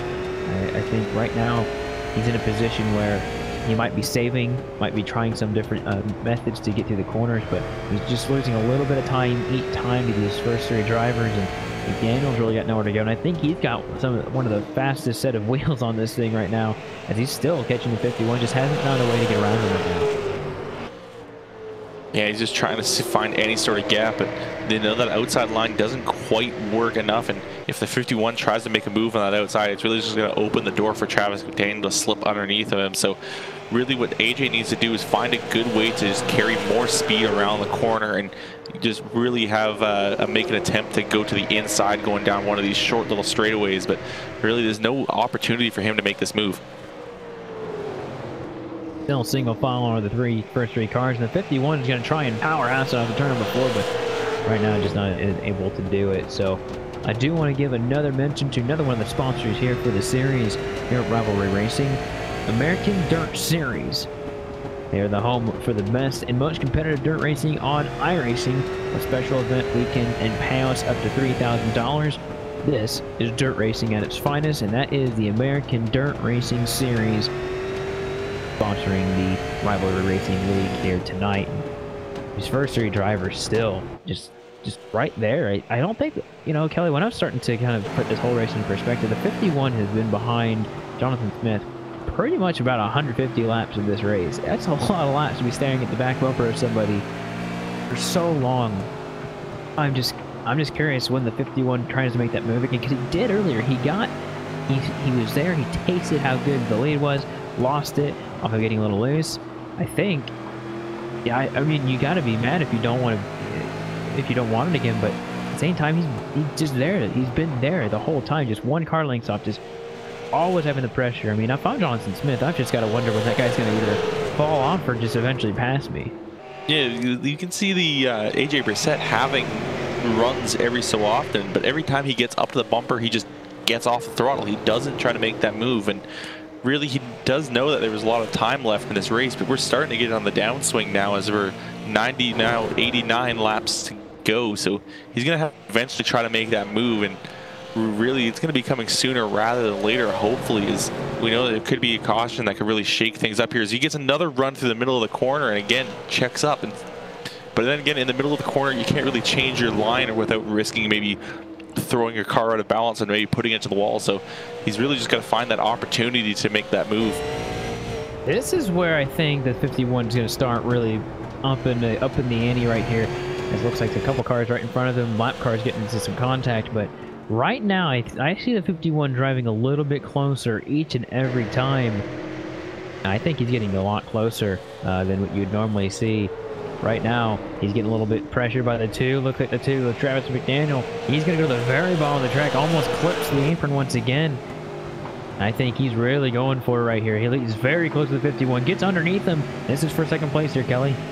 Yeah, he does get a nose in there, and it's going to be really even throughout the straightaway, but that is a bit of an advantage of that too, as he does get completely even alongside of him on that inside. It looks like the 51 at AJ's Brissett is just trying to use the grip that may be on the outside. He actually gets into a lap car who's just in the middle line instead of being up near the wall, so that's a bit of a problem for AJ, but he does recover well as the number 2 just doesn't get a good launch off the corner. So good chance for AJ, a bit of luck for AJ to keep himself in this fight for second. They're still even up. Neither one of them really gaining ground. AJ gets up, or sorry, Travis, big slide to the corner, nearly drifts all of turns 1 and 2, and really not good for the tires. Yeah, he really wants that position. You can tell how hungry he is for that position. He's going all the way down to the bottom of the track and using every part of the car that he can to try and get it, except for the bumper, at least at this point. But right now, this battle for second has opened up the lead to Jonathan Smith, and Smith has done this a couple of times where he's gotten such a big lead but just lost it. You can also say he's just using it, keeping his eyes. But the 51 gets in the wall right there on the front straightaway. Currently not holding him up hardly at all, but the 2 is going to possibly clear him. He is. 51 gets tied off at turn number 2, and the 2 of Travis McDaniels finally gets ahead, and he is going to go and hunt down Jonathan Smith. And I'm surprised that Travis is keeping up like this, because he's had a number of slides through 1 and 2, and there he goes again. That back end really is stepping out, going around those corners. I don't think there's much rubber left on those rear tires the way he's driving that car. That thing's almost starting to look like a dirt late model instead of a pavement late model. And as these guys start to navigate lap traffic, you can see the 2's approach to the corner is changing, and the 23 has definitely slowed down quite substantially. He's 2 tenths slower than the 2 of Travis McDaniels, or Travis McDaniel. No, that's in the end of his name, but he is catching him at a very astounding rate. He caught him by 4 tenths of a second. He cut the lead down in half. So I'm unsure what's going on with the number 23. Every time he gets a big lead, he just is not able to hold it, but once they get to him, he's able to hold it. So I'm just curious, Kelly, do you think he's holding his cards, just playing these guys and making his tires last and make it more worth their while? I think maybe these guys just have a bit faster race pace than Jonathan Smith. It is possible. He had a great qualifying lap, but it could be possible those guys have a better race setup. But Jonathan, this track is just so hard to pass at, and Jonathan is just able to run so consistently and not make these mistakes that he's really able to just hold on to this lead. So it is possible that, because that would explain why he just loses his lead all the time, but really he's just running so well and just holding off these guys that it really doesn't matter. He's able to keep himself at least about half a second in front of the number 2 of Travis McDaniels right there, and he's able to keep himself a pretty good lead. The 51, he gets a little bobble off of corner number 4, and the 8 of Scott Austin is going to go right there, trying to get the position, but the 51 covers his position at turn number 2, but those 2 are going to be going at it soon. So with those 2 fighting, the 2 is going to have free reign, I would say, over second position as they continue to fight for third place. This fight is really good between these 2 guys as Austin goes to the middle line to try and get some momentum. Right now he's not going to be able to have it, but those 2 fighting for position now. Yeah, now that's gonna slow them up and allow Travis to maybe open up a bit of a gap over them, and the 51 really lifts off the throttle there. It could have been some major problems for him. I think he may have gotten loose and maybe struggled with the grip of that car in some shape or form coming off of turn 4. But that gave an opportunity for Scott Austin to try to make a move, but couldn't make anything happen with it. So I think AJ is starting to lose that car a little bit, which is a bit surprising because he's been one of the stronger guys on the long runs here tonight. Yeah, this brings a big distance between those first two drivers and the whole rest of the field. And right now the 33 is going to be going down on another lap, it looks like, and they'll put him 2 laps down. And that's 8 drivers on the lead lap. That's 82 of Mike A. Taylor, who's the last driver on the lead lap, and he is just now crossing the start-finish line. So very injured 82 machine is still limping around the field. And you've got Andrew Cardinal, who was actually involved in an accident earlier on. He is still on the track. And then you've got Dave Weishart, who's going to try and get back up to these guys. He needs a caution to do it. Joseph McWhorter has not falling out at 5th place, but is definitely a little bit off the pace from these guys out towards the front. But Scott Austin, he's going down back to the bottom to try and pass, and it looks like he goes up and washes up the track. And you guys are still going side by side for 3rd place. Yeah, he's going to keep up that position on that inside, and that's really the advantage here tonight, is that inside line has just been so strong. That outside has not worn in at all, and really it's really the battle to see who can get into that inside before the next corner. And 51 actually tags the wall, so some more damage to that right side of that 51 car, and Adrian Brissett is really starting to struggle now as he loses that 3rd place position to Scott Austin. Yeah, he's going to be able to hold that position right over the number 51, and the 51 gotta be finding or kind of getting to the point where he's like, where's all the speed going away from the machine that I had earlier on? He was in 2nd place for so long, even had the lead, and right now he's just fallen just short, and now behind the number 8 of Scott Austin. And number 8 machine, he hasn't been up there all day. He had to come back from 15th place to get up to where he is right now, and he did it fairly quickly. But once he got there, he had an accident, had to come down pit road, get that fast repair, and a couple other drivers have done the same thing, got their fast repair, and are now back out there. I know Travis McDaniel, he's got himself a fairly clean car, except for that right front side. It looks pretty dinged in, but I think he got it earlier because I remember he had some left side damage. But he's still in that 2nd place position, but he's not gaining on Jonathan Smith. Jonathan, part of Pruitt team, he's doing a really good job of just keeping it really simple and making it so that his car is looks like he's flawless throughout the corners right now. Still hitting 17.6s, which is gaining him about, looks like he actually lost a 10th that time. So running fairly similar lap times. All 3 of these drivers are. AJ Brissett's a little bit slower than the 3 drivers in front of him, but they're all driving pretty similar lap times here. Yeah, Jonathan has just been so consistent throughout the night. I think there's maybe been 1 or 2 mistakes that he's made through these entire 239 laps that we've run so far. So just some fantastic driving for that 23 car, and really he's starting to drive away with his lead. As second though, as the number 2 and the 51 got side by side, he just opened up that gap, and the 2 of Travis McDaniel worked his car so hard to try to get around the 51 that he's just got nothing underneath him anymore. He's getting sideways through pretty much every corner now, and he's got no grip whatsoever. He's just hanging on to that car. We'll have to see if he gets sideways again coming off of 4, because last lap he was way out there nearly drifting that thing, and really that's a problem for him. He's losing more and more ground. He's now 1.8 seconds behind Jonathan Smith. Yeah, I'm looking at that right front side of his machine, and when he goes to the corner, it almost looks like it's sliding out from under him as he goes through the corner, but that's just because he's got so much damage on that right front side. But you know, I don't think, if you saw the beginning of his race, you would have thought it's over for him. He's not going to be able to come back, and he's actually been able to really do that. He's come from multiple laps down. I can't even remember how many laps down he was able to get all those laps back, and the 8 of Scott Austin is pursuing him. But even after this race is over with, I think the 2 camp has got to be pretty happy about their performance throughout this night. But I'd say I'm watching the number 2, and he's really pushing it into turn number 1 hard. And when he gets in there, he really yanks the wheel to the left. I would assume his wheels are his tires are pretty much gone. Looks like Scott Austin is not pitching the car in as much, but he's not getting as much bite as the 2 car. But he's definitely got some exit speed. We'll see if Austin can make any work of him as we're getting closer to 50 laps to go. And I think it's just a matter of time before Scott Austin catches him, because that 2 car is struggling. He's got no grip whatsoever. Nearly every corner now we're seeing that back end or at least wiggle slightly. So that car is definitely a handful right now. I'm going to probably see if I can maybe take a look to see if there's any way that I can see what his hands are looking like at the moment. But he is struggling with that car. He's definitely working the wheel, and Yeah, just looking at a bit of on his onboard. We'll have to see if we can maybe get an onboard shot of him. And he's actually turning right coming out of the corners just to try to keep that back end in line. So some great wheel work being done by him, by that Travis McDaniel, but it's not a fast car anymore. I'll tell you what, the number 8 of Scott Austin is really trying to get around him, and I'll tell you that he's had a couple shots at it. He definitely tried to defend his position, that being McDaniel going to the bottom of the track, but right now, number 2's entrances are really loose. I think that 8 machine is really looking hungry right now. They are over 2.5 seconds back behind Jonathan Smith. Take a caution really at this point to do the difference right now, but Austin is there.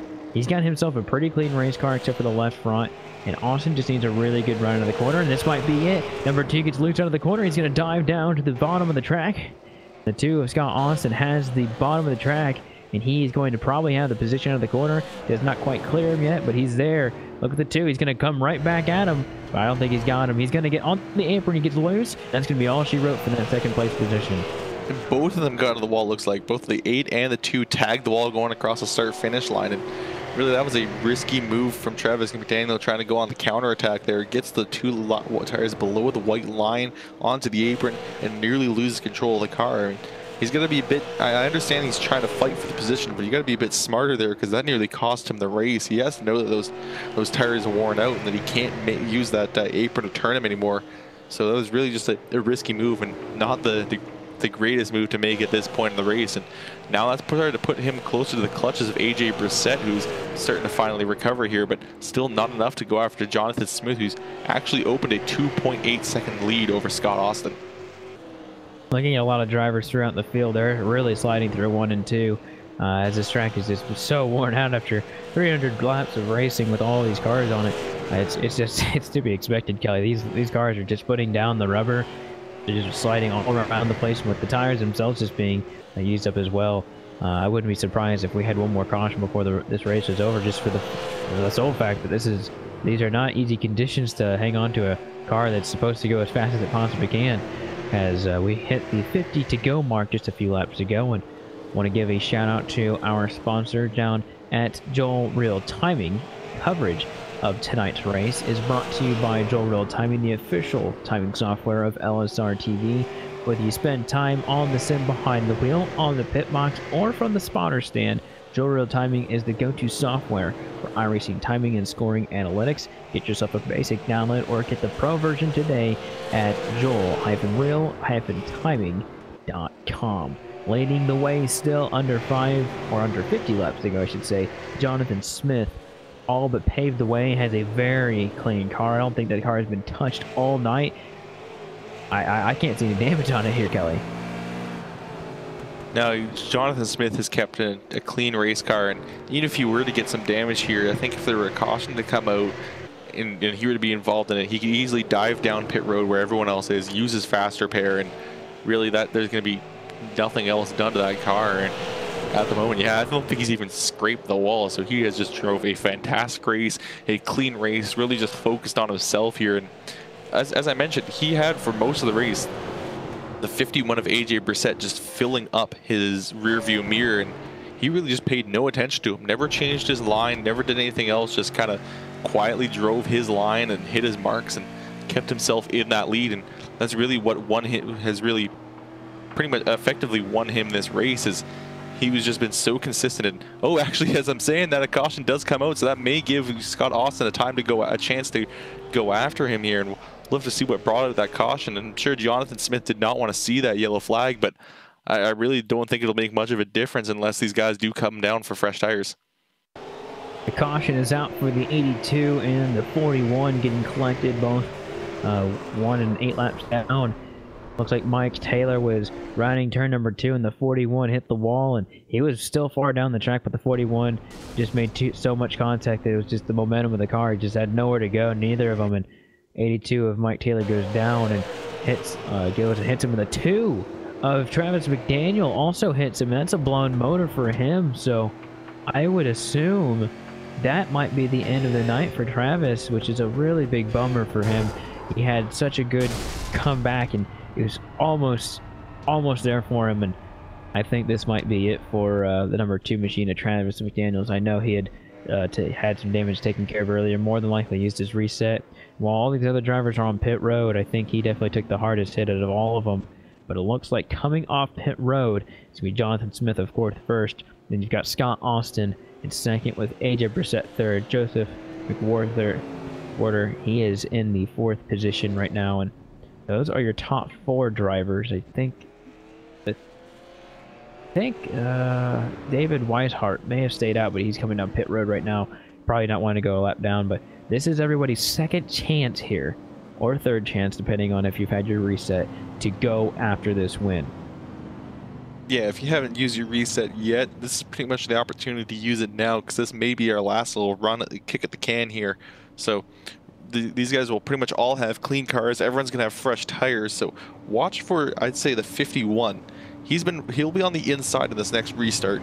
We know the outside first row is a hard, difficult place to start at. So we may see Scott Austin maybe lag down in that start. And AJ Brissett has been following Jonathan Smith's restarts pretty much perfectly throughout the entire night. So watch for AJ to launch exactly with him and maybe go after him once more. We've seen AJ be able to attack Jonathan Smith. He's been the only person to pass Jonathan Smith on track here tonight. So really, we may have another shot for or another race for the win. Yeah, but I think this is definitely the restart that a lot of drivers were wanting, but not the restart that only one driver was not wanting. That'd be Jonathan Smith. He will get about 45 laps to contest with all the drivers behind him. He's got 5 other drivers that are going to be on the lead lap. Scott Austin, AJ Brissett, Joseph Warder, and you've got David Weishart and Andrew Cardinal as well. So will this be the final restart of the night? We'll have to find out here in just a moment's time. iRacing pace car down away. Jonathan Smith, as he's done all night. Oh, looks like he gets a tag on the restart. It looks like the number 8 of Scott Austin. He gives him a bump at the start of the restart. It's going to be those two, nose tail as they were, and it's back to racing here. Yeah, actually not a great start from AJ Brissett there. He just lags up a little bit. I don't think he was really expecting the 23 to go when he did. And look at the 8. He's going to dive to the inside. Can't quite get it there. Nearly bumps into the 23 of Jonathan Smith. Scott Austin is trying everything now at this stage of the race. He dove to the inside on the turn 1, just didn't quite get it there, so we'll have to regroup and make another attempt. He's got a good run off of the corner here.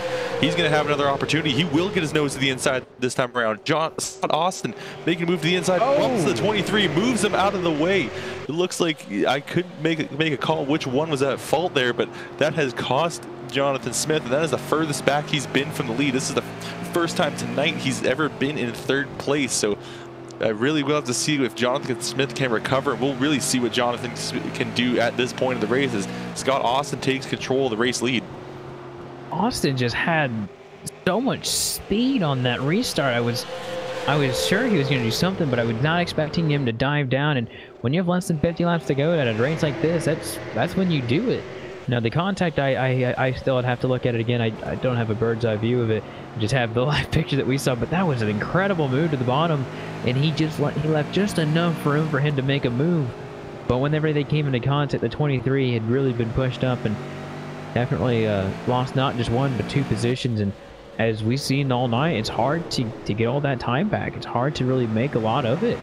And even to pass, even if these guys do get to Scott Austin, what's going to happen? And I'll tell you, if it's Jonathan Smith, you can definitely expect some payback, and that might be a little bit interesting if that gets to that. But I don't see Jonathan Smith getting back up to him because he's first got to get around the 51, and he's not going to be wanting to give that position up. No, but also they're going to have to catch up to Scott Austin in the first place. He's putting down some fast lap times. We'll have to see if he can keep up this momentum, though, because he's still got another 29 laps to hold off this race lead, and he's got AJ Brissett just 4/10 back at the moment. And we've seen AJ be able to carry some great pace throughout the night, and he's even had the long run. I think the last green flag run was the only time he's never really been up at the front, and really that was the only time I've ever seen him struggle on a long run here tonight. So it's really, Scott Austin's got his work cut out for him, but he's got to do now what Jonathan Smith has been doing all night and really just run his own race, run his own line, and try to ignore that 51 car filling his rear view mirror.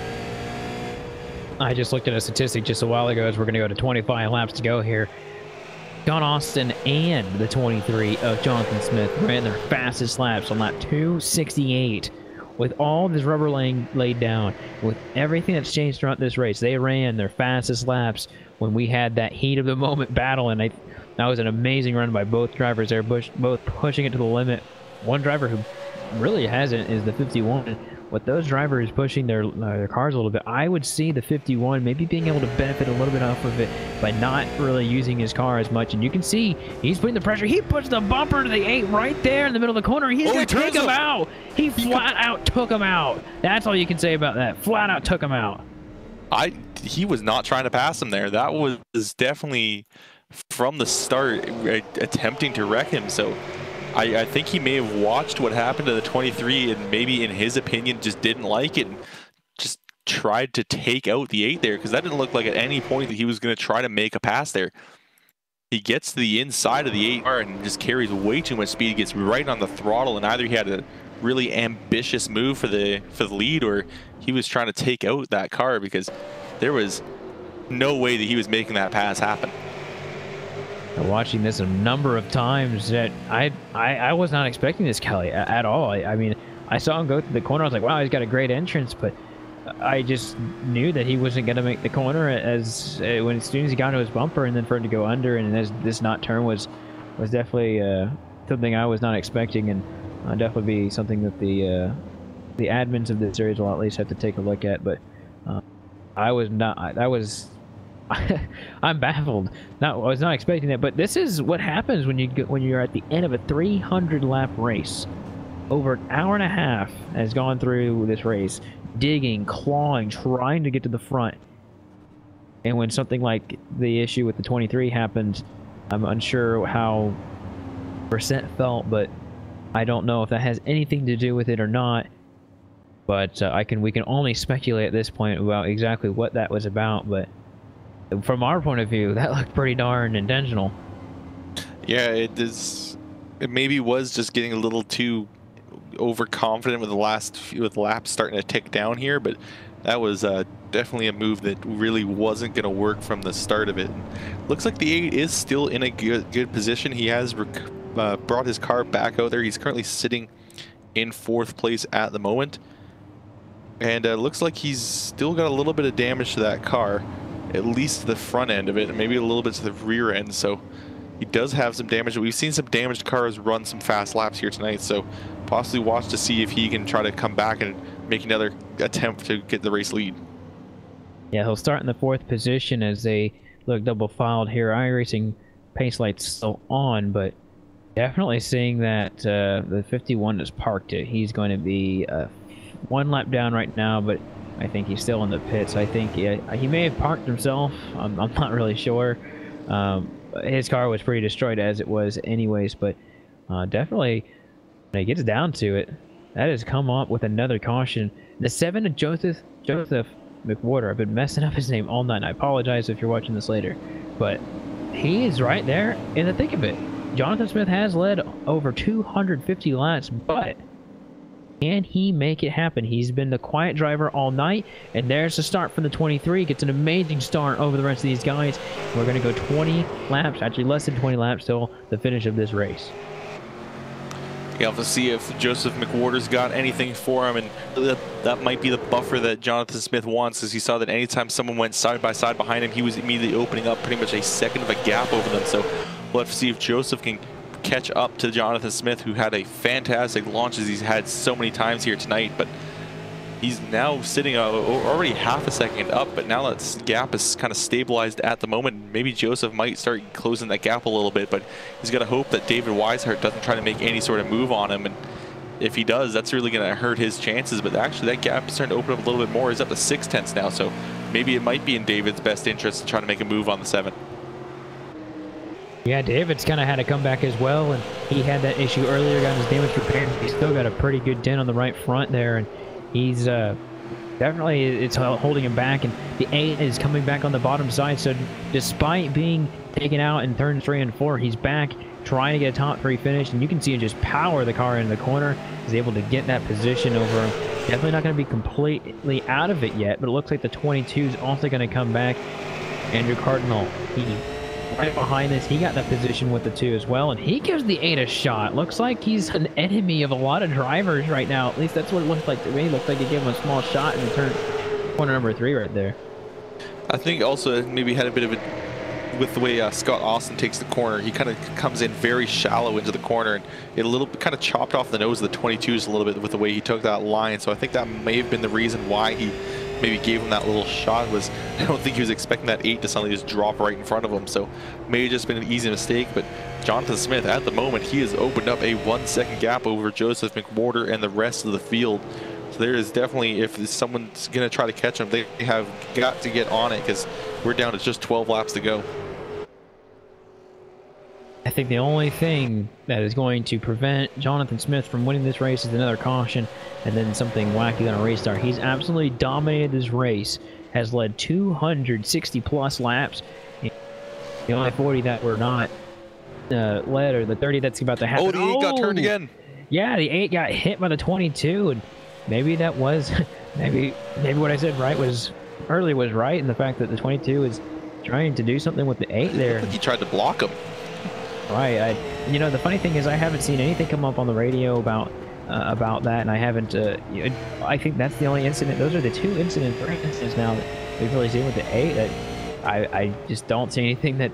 I mean, I don't really see anything of it, but he's still able to keep in front of him, which I think if you're trying to take him out, that's kind of frustrating that you're not able to get the job done. But nonetheless, I think really realistically, it is getting towards the end of it, and they really want to get around him. I think the 22 is really just trying to push it to it. He's racing the 4 the same way, so it might just be coincidence. He really dives that thing under the 4 right there. He's really going for the position as they are side by side for the 4th position. Still good racing here. Sub 10 laps to go. Yeah, and he will clear the 4 this time around and maybe hold on to that position. We'll have to see if David Weishart has any sort of answer for it. And it looks like he's just going to back off for the moment, maybe try to regroup himself before making the counter attack here. But at the moment, he has got to think of something soon, because we're down to just 7 laps to go. Jonathan Smith is run away with this. He is now 1.7 seconds up over Joseph McWhorter. So if Jonathan just keeps running the race that he's been running throughout the night, I think he's got this easily in hand.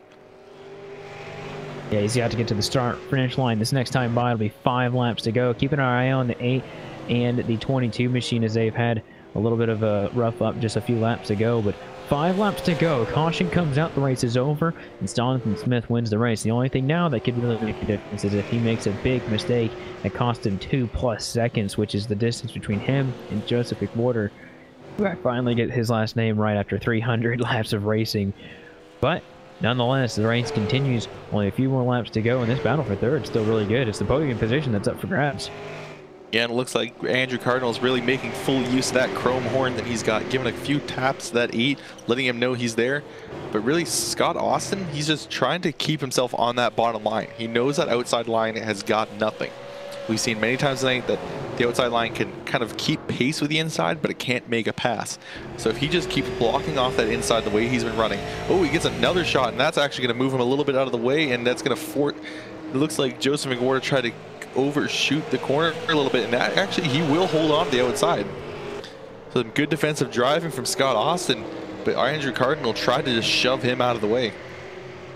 Looks like only a few more corners left for Jonathan Smith. White flag being displayed at the start finish line. Jonathan Smith has absolutely dominated this Snowball Derby here tonight. 300 laps, 150 miles, and Jonathan Smith has half a lap to go, and he will round turns number 3 and 4 and be your rival racing champion of the Snowball Derby here tonight after 300 laps of racing. The Rivalry Racing League's champion here for the Snowball Derby in 2017. And as we were talking about that, we watched the 8 and the 22, and the 22 tried to spin the 8 right out, and then as they're going to the line, he actually did get the position, but he just turned right into the 8, and after the checkered flag wipes him out. So definitely some issues between those 2 drivers, and that's not really the way you want to finish a race after 300 laps of relatively clean racing, is suddenly you just kind of come out and try to wreck someone. Yeah, I have I'm not sure how to speculate that when we're coming into a new league with new drivers. I try and keep my mind open and fresh about exactly what's going on, but realistically, I just see what happens and try and think what happened? You know, what made them upset with the number 8, and what did he, did he say anything? But either way, we will continue on with the show, and we'll go to the finishing order tonight. Jonathan Smith spanks the field and gets about 265 plus laps led. The only other laps I think were led by the 51 of AJ Brissett. Second place goes to Joseph McWhorter, and then Andrew Cardinal.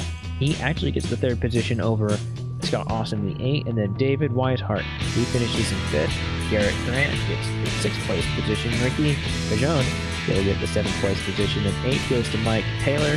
AJ Brissett gets 9th, and then Travis McDaniel finishes 10th. 11th goes the 41 of Ched Martin. Patrick Howard finishes 12th. 13th goes to Dustin Ward. 14th, Nicholas Wing. 15th is Rudy Wright. Chris Siedenfaden finishes in 16th. And rounding out our 17-car field for the night will be Kyle Ramsey. As we look at your finishing order tonight, we're going to go straight to interviews here. We're going to go straight to Jonathan Smith. We're going to get a word with him in Victory Lane. Jonathan Smith, this is Austin Coop here up in the booth. You just won the Snowball Derby after 300 laps, and I'll tell you what, it was a long race for you guys, but you led so many laps tonight, but you had the 51 in your bumper basically half the time. He passed you, got a good portion of laps led, but you absolutely dominated this race. Well, I've got to give a huge shout out to all my teammates that have been helping me work on the car. Without them, I definitely couldn't have done it. But I don't know what to say. I'm really excited right now. Now, after 300 laps of racing, I've done my fair share of long races, but this is a long one. In particular, you do 600 left-hand turns throughout this race, and not all of them are under green, but you had just a lot of pressure the entire race, and not just from a couple guys. I mean, you had a lot of restarts you had to manage. You had, just a lot to do as the race leader for most of the race. Just kind of talk to us about exactly how this race went down for you. Well, most of the race I was just making sure I was easy off the corners, keeping the car straight, keeping the tires on it. Because I know if I have more tires than these guys do at the end of the race, I'll be able to drive away. And then I can just kind of manage what I'm doing. Like I said, as long as I have tires, I can pull away from them. Now, when you had the restart and you lost the lead to the 8 of Scott Austin, and you were in 3rd place, at that point in the race, was there anything that was going through your head like that might have been the race? And at any point, did you think that you're going to be able to get back up there if there wasn't a caution? I thought it could have been. Scott had a really good car all night long. I thought he might have been able to hold me off, but I know I started catching him there before him and AJ got into it. So maybe I could have gotten back to him. I'm not really sure. Well, Jonathan, you did a fantastic night, or you had a fantastic night tonight here, and I know you're really excited. But all in all, it was fantastic driving from you and a good setup from you guys. But who makes it happen for you in the 23 machine that got you the win tonight? And any shout-outs you got to give to anybody? I've got a ton of shout-outs I've got to give. PruittTeam.com on the hood of the car. Driven Designs, Austin Designs, everybody at 62 Motorsports and Driven Motorsports. I know AJ and Danny and really all the guys at 62 have helped me a lot with the setup, getting this car going. And Danny Lawson was spotting for me tonight, keeping me calm the whole time. So without all those guys, I definitely couldn't have done it. There you have it. Jonathan Smith wins the race and has quite a few people to thank for his win. Jonathan, thanks for giving us a moment of your time, and congratulations on your win. Thank you. And as Jonathan Smith begins to celebrate, we will go down to the bridesmaid of Joseph McWhorter, who Kelly Dahl has caught up with. Yeah, I'm here, Joseph McWhorter, and Joseph, Austin kind of touched on it with a little bit with Jonathan, but 300 laps, I'm worn out just talking about this race for 300 laps. How hard is it for you guys to keep focus after this long of a race? It's really difficult. There's a lot of things going on. Your hands cramping up, your legs, your feet are getting tired, you're getting hot. I mean, I'm sweating right now as I'm talking about it. you know, even just playing on the sim, dude, you got to have some water. You know, it's real important to have water. I mean, I've already went through 3 bottles tonight. Yeah, it definitely was a difficult race for all of you guys. It looks like a lot of people are struggling with the grip. And how hard were these cars to drive as we went on these long green flag runs? Long runs for me personally were a little difficult. I was dealing with the tires spinning coming out of the corner. So it was a lot of me having to back it up, coming into the corner for entry, and then having to work with my throttle, you know, easing onto the throttle as I'm coming down the front stretch. I really got to thank Jonathan Smith and AJ Brissett, Driven Motorsports, for putting on such a great setup in all 3 of our cars. I think that really showed tonight on how awesome this team really works. All right. Well, we're just going to let you have the floor for one more time. And you did get a few shout outs there. We'll give you an opportunity to give some shout outs to anyone else you wish to thank here tonight. Yeah. Tonight I have a special sponsor on 1077 Sage. It's my sister's company based out of Colorado. They do Airbnb, like a breakfast, bed and breakfast kind of thing. So if you guys are looking for a nice vacation, check them out online. 1077sage.com. You can look up their prices and stuff. You get a whole house right next to the mountains. Just beautiful scenery all around. And of course, I'd like to thank Driven Motorsports and everybody on there. AJ, John, Danny, Shane McCurry. Everybody did an awesome job with this. All right. Well, thank you very much for stopping by with us here, Joseph. Hopefully, good luck here tonight. Or sorry, congratulations here tonight. Good luck going forward in the next week. All right, man. I appreciate you. Have a good night.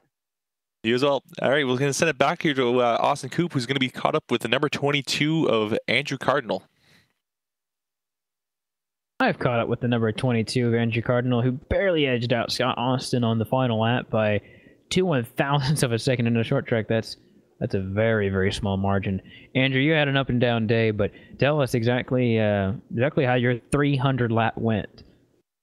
Well, thanks for bringing me up, guys. Thanks for broadcasting this thing. As far as 300 laps, I came in here with about 10 minutes to spare in practice, threw some stuff together in the setup, and hoped. So I didn't really know how that was going to go, and then to be 2 laps down most of that race and just in the last 100 bring it back together. It was very up and down. It was definitely a roller coaster, but got to give a tip of the hat to my spotter, Brendan Elsoff out there, and Travis McDaniels for putting this on, Rivalry Racing, and TN Designs sponsored this race, and they're on my car as well. And yeah, just got to give a thanks to everybody that put this together, and you guys, of course. And then, yeah, as far as coming to the line with the 8 car there, I knew that AJ Brissett in particular wouldn't raced him hard if there wasn't a reason. Raced with him before, so you know, I figured since he was cutting my nose a little bit, I was going to give him the bumper in 3. Didn't want to wreck him or anything, but I was definitely going to give him the bumper, and man, I just barely got it. Yeah, we were definitely commenting on that during the race. The issue with the 8 getting spun out by the 51. We were curious if that had anything to do with you two knowing an issue in particular. Now, we don't really want to dive into it, of course, but you racing him hard, it did look like you gave him plenty of room. But talk about the competitiveness that's in this league between those front for you guys, because it was definitely there. Yeah, I mean, I haven't run with these guys before, but I've definitely watched a lot of their races. And, you know, I know actually, I think 3 guys that run in their normal truck series, and I know they can always beat me any given day. So, you know, to come out here and barely eke out 3rd place, and I know there's guys that normally run that can beat me any given day. Rivalry Racing is, you know, honestly the place to be if you're any kind of college football fan on iRacing, because they normally run college football paint schemes in their truck series. So, really cool thing they're doing. And yeah, just a heck of a lot of fun here tonight.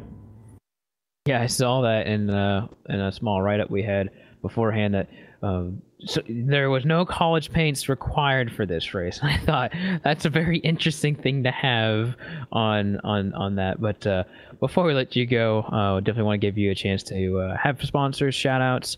Who makes it happen for you? Well, definitely, like I said, TN Designs make every paint scheme out here happen, at least on my cars.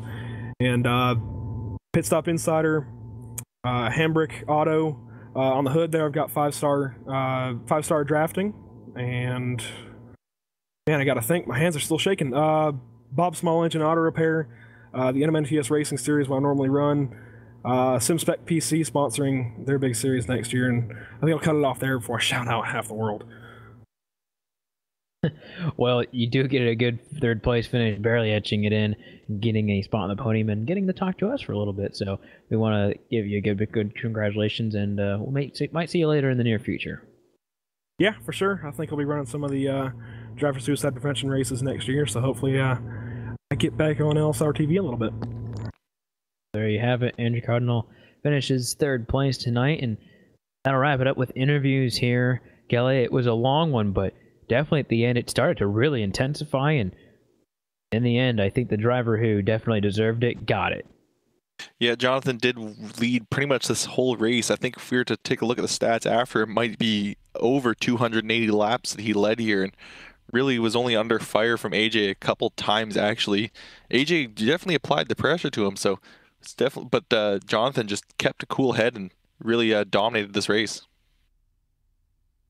Well, as we begin to wrap up the night, we do want to give some thanks and shout-outs, obviously, to Rivalry Racing. We want to thank them for their support of LSRTV with Dirty Air Studios, TN Designs, American Dirt, the American Dirt Series as their sponsors, and of course from Joel Real Timing and all of our people behind the scenes with Cisco Scarmuza, Kelly Dahl, myself, Austin Coop, Evan Pasoka, Laura Lawson, and DJ. I want to thank you for tuning in tonight, and we will see you at the next track tomorrow with the Super Speedway Cup Series.